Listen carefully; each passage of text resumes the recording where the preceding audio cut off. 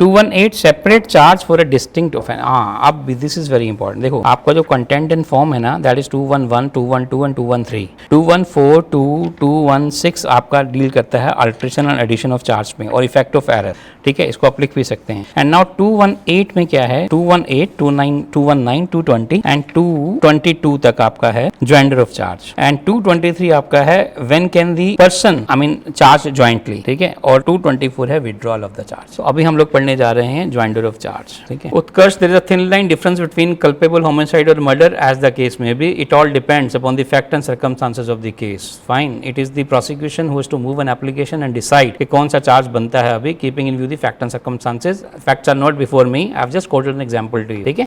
It could be culpable also, it all depends. Okay, ज्वाइंटर of charge, separate charge for distinct. देखो 218 जो है वो simple बात करता है कि that for every distinct offence there has to be a separate charge and every such charge shall be tried separate. For example, आप चोरी करने गए, आपने ट्रेसपास किया, आपने चोरी किया, कोई बंदा उड़ गया, आपने उसको पीट दिया, असॉल्ट भी कमिट किया, ठीक है, और आपने तोड़फोड़ भी की, क्रिमिनल मिसचीफ भी कमिट किया, ठीक है, तो आपने 4 ऑफेंसेस कमिट कर दिए। तो 218 सेज कि for every offence there has to be a separate charge and every such charge shall be tried separate. Now क्या होगा, there would be multiple litigations. Now in one particular transaction you have committed 4 offenses.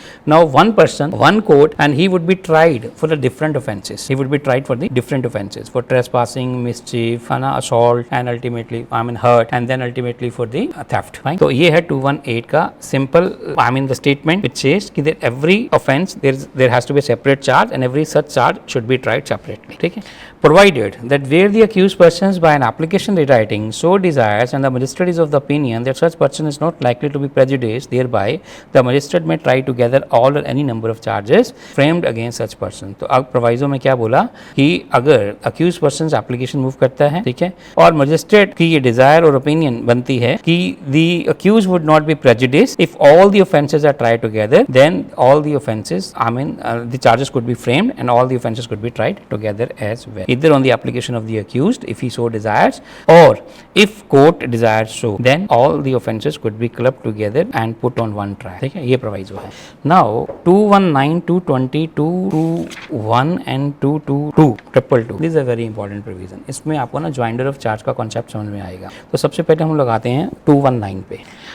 219 section क्या कहता है कि अगर 3 offences of same kind, ठीक है, with in 1 year commit हुए हैं, ठीक है, they could be charge together. मान लीजिए ए है, he has committed offence of theft in the month of say March and then in July, then in September. 3 offences within 1 year he has committed. Now he has been caught, there are 3 FIRs। Now these 3 FIR could be clubbed together and then could be subjected to one trial because this one person has committed 3 similar offences. यहाँ पे similar offences का मतलब ये है, same kind of का मतलब ये है which are punishable with the same punishment, ठीक है, which are punishable with the same punishment. तो ये आप लिख सकते हैं वेयर एक्ट में आप कहीं पे, ठीक है। तो offences which are punishable with the same punishments are of similar kind and if committed if up to 3 offences are committed with in a year they may be charge together. ये section 219 आपका बोलना चाहता है। This is an exception to section 218 which says that there has to be a distinct charge for every offense and every charge should be tried separately। उसकी ये exception है आपका 219, ठीक है। अब इसमें आप लिख लीजिए बड़ा सा 3 offences within 1 year same kind, pencil से आप नोट कर लीजिए। अब आगे सेकंड एक्सेप्शन आपका 220,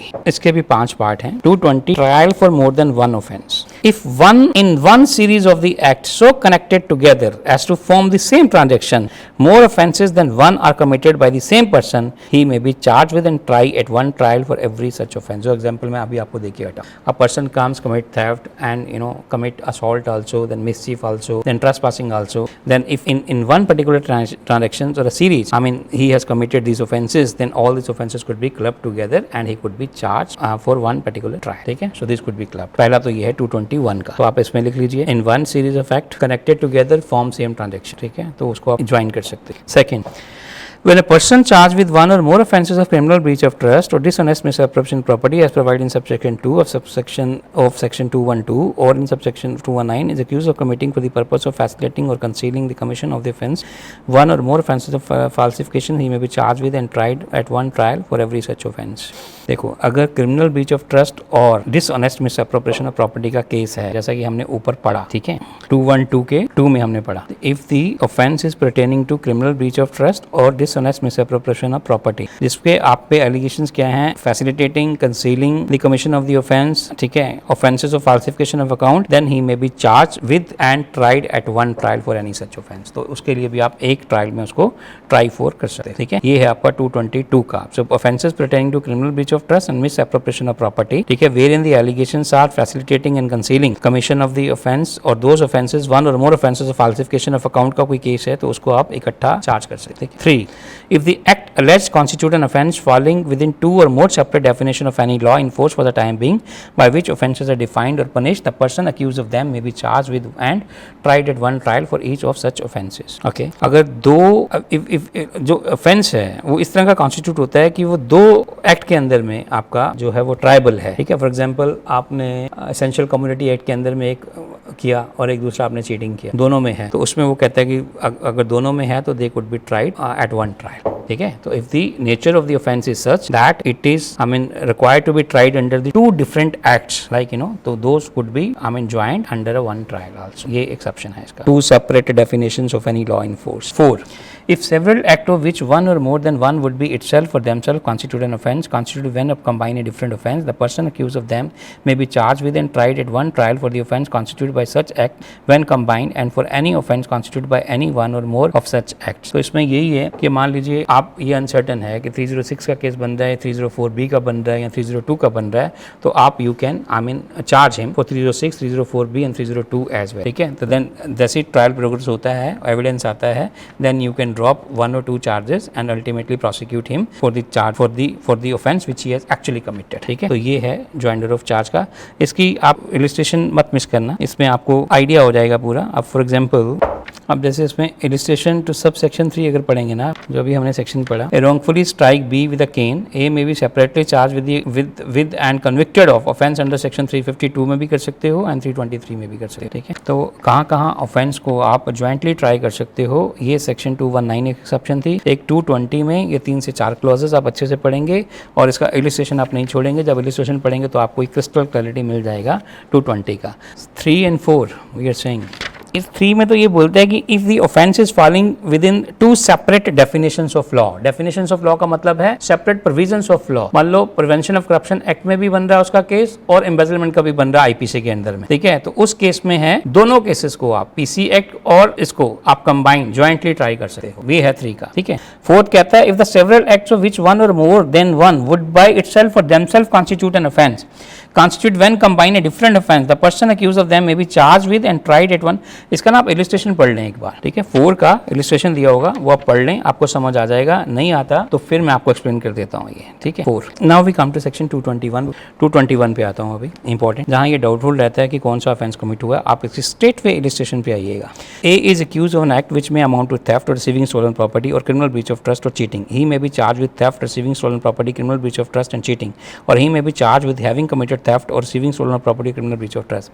जहाँ पे ये अनसर्टन है कि उसने कौन सा कमिट किया। मान लो 3-4 लोग इन्वॉल्व हैं, यहाँ से गुड्स जो है वो स्टोलन हुई और अल्टीमेटली वो बेची गई किसी बी को और उसने वो रिसीव की stolen property. Now when they would be charge together, तो they would be charge for the theft as well as for the receiving of the stolen property also. Mean 411 का भी चार्ज लगेगा, 400 और थेफ्ट का भी charge लगेगा, 380 का भी चार्ज लगेगा, ठीक है। तो उस केस में यही बोल रहे हैं कि अगर कंफ्यूजन है तो आप 2 से 3 जो है चार्ज फ्रेम करके लगा सकते हो and ultimately it would be concluded in trial. तो ये है कि जहाँ पे डाउटफुल है what offence has been committed, then separate charge could be joint together. ये 221 का क्रक्स। फाइन, अब बताए 222 पे।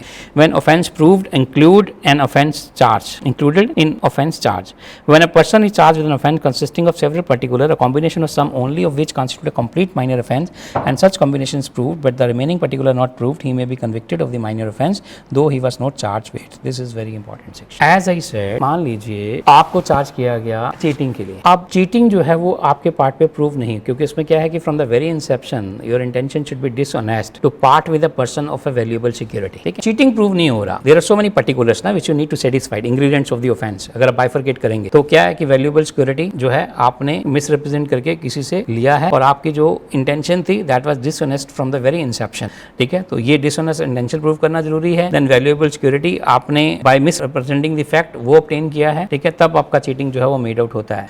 अब चीटिंग प्रूव नहीं हो रहा है ट्रायल में, लेकिन अब क्या है कि क्रिमिनल मिसअप्रोप्रिएशन या criminal breach of trust prove हो रहा है, ठीक है। तो अब क्वेश्चन ये आता है कि आपने charge criminal breach of trust का नहीं लगाया था और अब आपका जो चीटिंग है वो प्रूव नहीं हो रहा, तो क्या आप उसको क्रिमिनल ब्रीच ऑफ ट्रस्ट के लिए कन्विक्ट कर सकते हैं? तो आंसर इज यस। 222(1) में यही बोला गया कि if an offence comprises of number of particulars but all the particulars are not satisfied, only the few particulars are getting satisfied which lead to commission of another offense, then even if for another offense the charges were not framed, still the persons could be convicted, ठीक है, still he could be convicted. Utkarsh, you can come at any time here, most welcome. You want to meet me, you can come at any time, you're most welcome.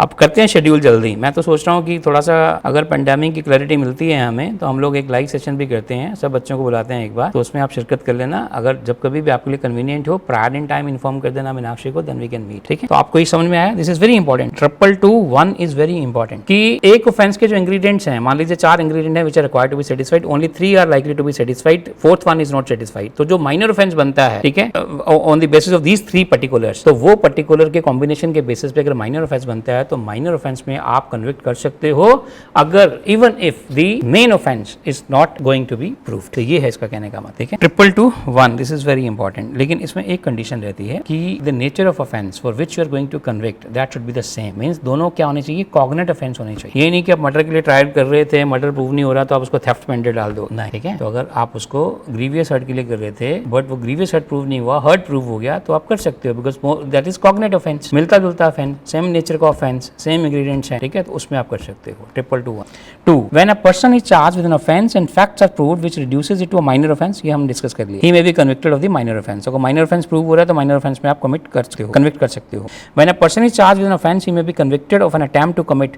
अच्छा, अब main offence prove नहीं हो रहा है but attempt to commit prove हो रहा है, तो आप उस अटेम्प्ट के लिए उसको सेपरेटली चार्ज कर सकते हो। तो सेपरेट चार्ज करने की जरूरत नहीं है, मतलब कन्विक्ट कर सकते हो, even if the attempt to the offence was not charged initially, ठीक है, उसके लिए चार्ज नहीं किया गया था, but still you can do.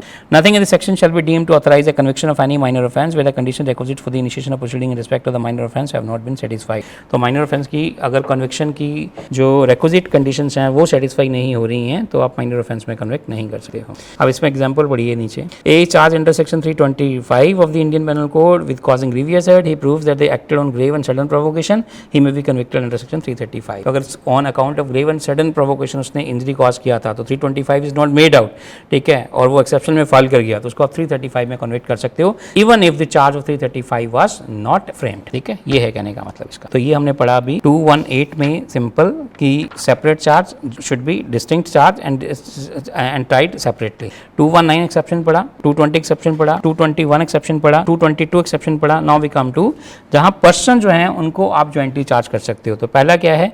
Person accused of the same offence committed in the course of the same transaction. तो एक से ज्यादा लोगों ने सेम ट्रांजैक्शन में ऑफेंस कमिट किया तो उनको आप ट्राई कर सकते हो एक साथ। Person accused of offence and person accused of abetment और अटेम्प्ट, तो मेन जो प्रिंसिपल ऑफेंडर है वो plus those who are liable for the abetment attempt to commit such offence, they could be try together. Person accused of more than one offence of the same kind with in the meaning of section 219 committed by them jointly with in the period of 12 months, इनको आप join करवा सकते हो। जो हमने 219 में पढ़ा कि थेफ्ट के केसेस में एग्जांपल लिया था कि विद इन 1 ईयर 12 मंथ्स, ठीक है, तो उसमें आप कर सकते हो। Person accused of different offences committed in the course of the same transaction, ठीक है, सेम ट्रांजैक्शंस में आपने डिफरेंट ऑफेंसेस कमिट किए हैं, ठीक है। मान लीजिए एक बंदे ने क्रिमिनल कॉन्स्पिरेसी हैच की है, दूसरे ने उसको इंप्लीमेंट किया है, तीसरे ने जो है इलिसिट गुड्स बाय की हैं, I mean by legal means, ठीक है। तो ये सारे ऑफेंसेस को पर्सन्स को आप ज्वाइंटली ट्राई कर सकते हो। A person accused of an offence which includes theft, extortion, cheating और criminal misappropriation, person accused of receiving और रिटेनिंग, इनको आप कर सकते हो, ठीक है। जो मूवेबल प्रॉपर्टी से रिलेटेड केसेस हैं, theft, extortion, cheating, criminal misappropriation, ठीक है, असिस्टिंग इन डिस्पोजल और concealment of property, possession of which, तो जितने भी लोग इसमें इन्वॉल्व हो रहे हैं उनको भी आप इकट्ठे चार्ज कर सकते हो, ठीक है। Person accused of offences of receiving of stolen property 411 to 414, इनको आप इकट्ठे ट्राई कर सकते हो, ठीक है। अब लास्ट सेक्शन आता है 224 चार्ज में, हम लोग इसको भी देख लेते हैं। Withdrawal of remaining charge on conviction on one of the several charges. मान लीजिए 4 चार्जेस आपने लगाए थे, एक प्रूव हो गया, rest of the charges would be dropped और would be withdrawal by the prosecution, that we do not want to lead any more evidence in this offences. मान लीजिए 4 ऑफेंसेस थे, उसमें थेफ्ट भी था, मिससी भी था, ट्रेसपासिंग भी था, थेफ्ट प्रूव हो जाता है तो prosecution fail, it is no now fun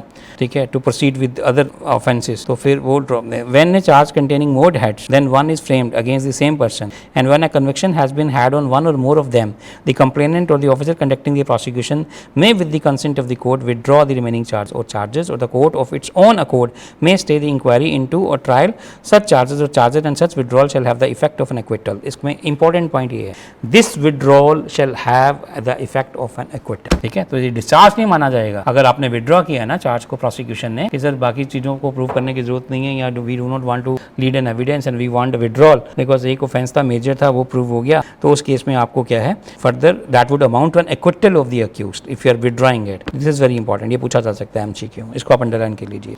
the withdrawal shall have the effect of an acquittal.